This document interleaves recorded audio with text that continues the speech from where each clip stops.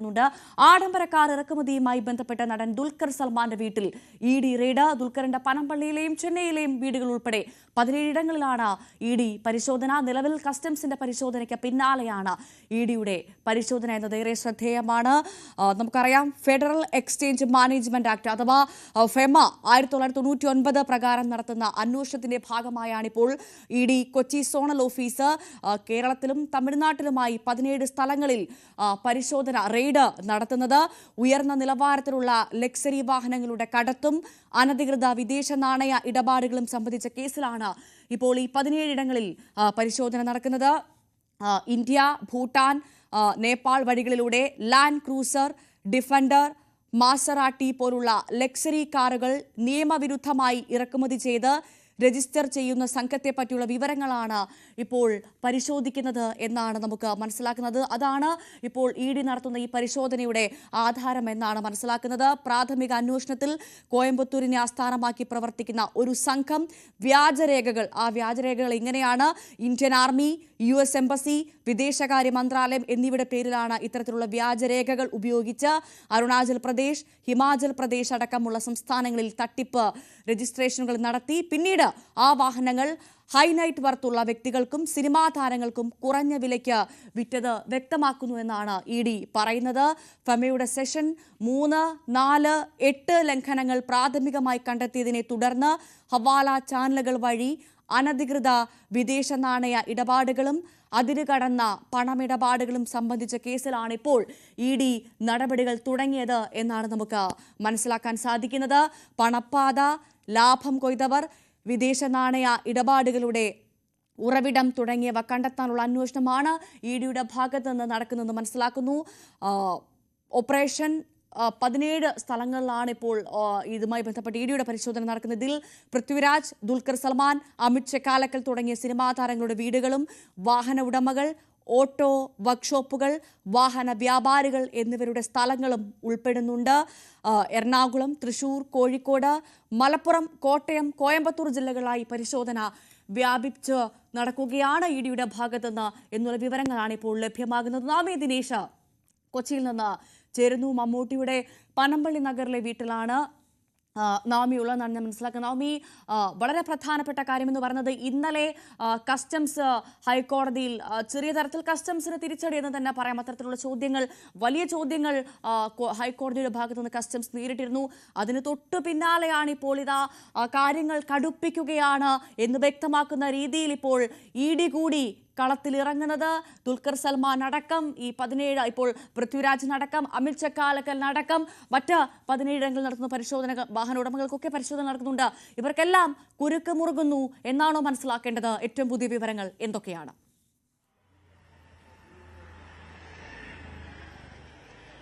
E പ്രധാനമായും അന്വേഷിക്കുന്നത് ഈ ഭൂട്ടാൻ വാഹന കടത്തുമായി ബന്ധപ്പെട്ട് ചില ലംഘനങ്ങൾ, അതിൽ കള്ളപ്പണം വെളുപ്പിക്കൽ, കുഴൽപ്പണം അടക്കമുള്ള വിദേശ നാണയ ചട്ടലംഘനം, ഫെമ ഉൾപ്പെടെയുള്ളവ നടന്നിട്ടുണ്ടെന്നാണ് ഇ ഡിയുടെ കണ്ടെത്തൽ.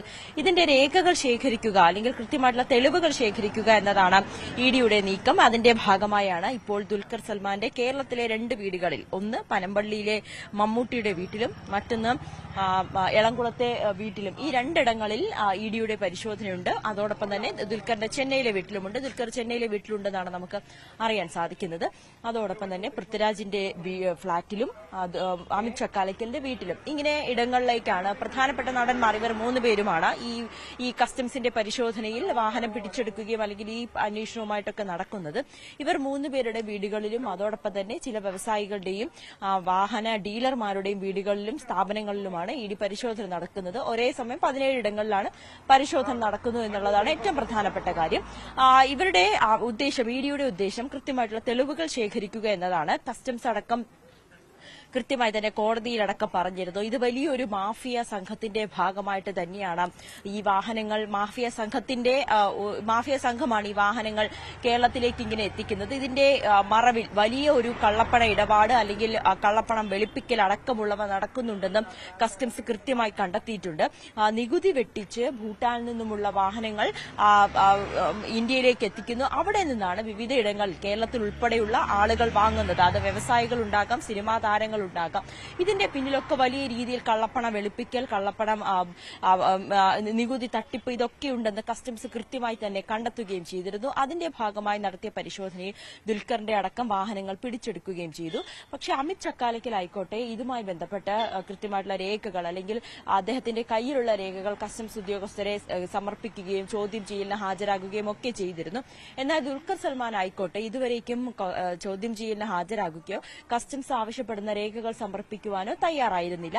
ഇതിന്റെ ഭാഗമായാണ് പിന്നീട് ഇന്നലെ കോടതി അടക്കം ദുൽഖറിന് താൽക്കാലിക ആശ്വാസം എന്നോണം ഉണ്ടെങ്കിൽ പോലും ഈ അന്വേഷണ സംഘത്തോട് സഹകരിക്കാൻ അല്ലെങ്കിൽ കസ്റ്റംസ് ഉദ്യോഗസ്ഥർ ആവശ്യപ്പെടുന്ന രേഖകൾ ഹാജരാക്കുവാൻ ആവശ്യപ്പെട്ടിട്ടുണ്ട്. ഇതിന്റെ അടിസ്ഥാനത്തിൽ എന്തായാലും വരും ദിവസങ്ങളിൽ ദുൽഖർ കസ്റ്റംസിന് മുന്നിൽ എത്തുമെന്നുറപ്പാണ്. കാരണം ഇഡി കൂടി ഇതിന്റെ ഒരു അന്വേഷണം ഏറ്റെടുത്തിരിക്കുന്ന സാഹചര്യത്തിൽ കൃത്യമായിട്ടുള്ള തെളിവുകൾ ഹാജരാക്കുക എന്നുള്ളത് ദുൽഖർ സൽമാനെ സംബന്ധിച്ച് അവിടെയാണ് നോമി വളരെ പ്രധാനപ്പെട്ട കാര്യമാണ് പറഞ്ഞു വരുന്നത്. ഈ ഓപ്പറേഷൻ ഖോറുമായി ബന്ധപ്പെട്ട് പിടിച്ചെടുത്ത വാഹനം വിട്ടുകിട്ടാൻ നടൻ ദുൽഖർ സൽമാന് കസ്റ്റംസിനെ സമീപിക്കാമെന്ന് ഇന്നലെ ഹൈക്കോടതി പറഞ്ഞിരുന്നു.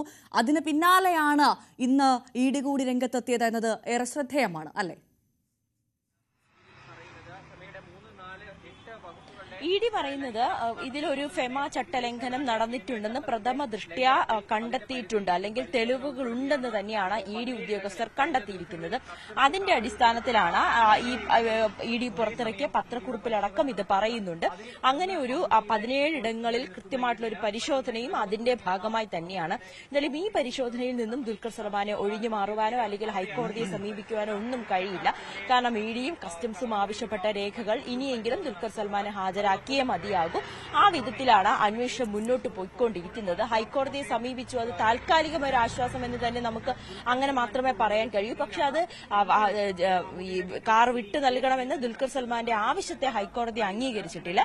പകരം കസ്റ്റംസ് ഉദ്യോഗസ്ഥരോട് ചില കാര്യങ്ങൾ വിശദീകരണം തേടിയിട്ടുണ്ട്. അപ്പോൾ കസ്റ്റംസ് ഉദ്യോഗസ്ഥരുടെ ചോദ്യം ചെയ്യലിന് ഹാജരാകണമെന്ന് നിർദ്ദേശവും നൽകിയിട്ടുണ്ട്. ആ ഒരു രീതിയിലേക്കാണ് കസ്റ്റംസിന്റെ അന്വേഷണം മുന്നോട്ട് പോകുന്നത്. കസ്റ്റംസ് ഉദ്യോഗസ്ഥരും അത് തന്നെയാണ് ഹൈക്കോടതിയെയും അറിയിച്ചത്. കാരണം ദുൽഖർ സൽമാന്റെ ഭാഗത്ത് അല്ലെങ്കിൽ ദുൽഖർ സൽമാന്റെ കാറ് പിടിച്ചെടുത്ത സാഹചര്യമുണ്ട്. ഇതിൽ ചില സംശയങ്ങൾ കസ്റ്റംസ് ഉദ്യോഗസ്ഥർക്കുണ്ട്. ഈ ഭൂട്ടാൻ നികുതി തട്ടിപ്പിൽ എത്തിയ വാഹനമാണെന്ന് കണ്ടെത്തിയിട്ടുണ്ട്. ആ സാഹചര്യത്തിൽ എവിടെ നിന്നാണ് ദുൽഖർ ഈ വാഹനം വാങ്ങിയത്, ആരിൽ നിന്നാണ് വാങ്ങിയത്, എത്ര രൂപയാണ് ഇതിന്റെ ഭാഗമായി പണമിടപാട് നടത്തിയത്, ഇതിന്റെയൊക്കെ രേഖകൾ ഹാജരാക്കാൻ കസ്റ്റംസ് ആവശ്യപ്പെട്ടുവെങ്കിലും അതുപോലും ഹാജരാക്കുവാൻ ദുൽഖർ സൽമാൻ തയ്യാറായിട്ടില്ല എന്നുള്ളതാണ് ഏറ്റവും പ്രധാനപ്പെട്ട കാര്യം.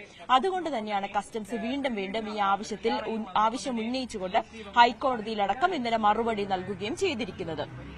എന്തായാലും ദുൽഖർ സൽമാൻ കസ്റ്റംസിന് മുന്നിൽ ചോദ്യം ചെയ്യലിന് ഹാജരായേ മതിയാകൂ. ഈ വാഹനങ്ങൾ, പിടിച്ചെടുത്ത വാഹനങ്ങൾ, അതിന്റെ കൃത്യമായിട്ടുള്ള തെളിവുകളടക്കം സമർപ്പിച്ചേ മതിയാകൂ. അതിനിടയിൽ ഈ ഇഡിയുടെ ഫെമ ചട്ടലംഘനം പ്രഥമ ദൃഷ്ട്യാ തെളിഞ്ഞു എന്ന് ഇഡി പറയുമ്പോൾ വരും ദിവസങ്ങളിൽ ഇഡിയുടെ ചോദ്യം ചെയ്യലിൽ പോലും ദുൽഖർ സൽമാൻ വരും ദിവസങ്ങളിൽ ഹാജരാകേണ്ടി വരുമെന്ന് തന്നെ നമുക്ക് പറയാൻ കഴിയൂ. കാരണം ഇതുവരേക്കും കസ്റ്റംസിന് മുന്നിൽ ഈ ദുൽഖർ രേഖകൾ ഹാജരാക്കിയിട്ടില്ല എന്നുള്ളത് ഏറ്റവും പ്രധാനപ്പെട്ട കാര്യം തന്നെയാണ്. എന്തായാലും ഇപ്പോൾ രാവിലെ 7 മണിയോടുകൂടിയാണ് ഈ 17 ഇടങ്ങളിൽ പരിശോധന ആരംഭിച്ചിരിക്കുന്നത്. ദുൽഖർ സൽമാന്റെ മമ്മൂട്ടിയുടെ പനമ്പള്ളിയിലെ വീട്ടിലെ ദൃശ്യങ്ങളാണ് നമ്മളിപ്പോൾ കാണുന്നത്. ഇതിപ്പോൾ ലീസിന് കൊടുത്തിരിക്കുകയാണ്. ഇവിടെ മമ്മൂട്ടിയോ അല്ലെങ്കിൽ മറ്റ് ഈ കുടുംബാംഗങ്ങളോ ആരും തന്നെയില്ല. ഇവിടെ നിന്നും രേഖകൾ കണ്ടെത്താൻ കഴിയുമോ എന്നാണ് ഇഡി ഉദ്യോഗസ്ഥർ പരിശോധിക്കുന്നത്. അതോടൊപ്പം തന്നെ ദുൽഖർ സൽമാന്റെ ഇളംകുളത്തെ വീട്ടിലും അവിടെയും ഒരു പരിശോധന നടക്കുന്നുണ്ട്. സമാനമായ രീതിയിൽ ഇഡി ഉദ്യോഗസ്ഥരുടെ പരിശോധന നടക്കുന്നുണ്ട്. അമിത് ചക്കാലക്കലിന്റെ വീട്ടിലുണ്ട്, ദുൽഖറിന്റെ ഉണ്ട്.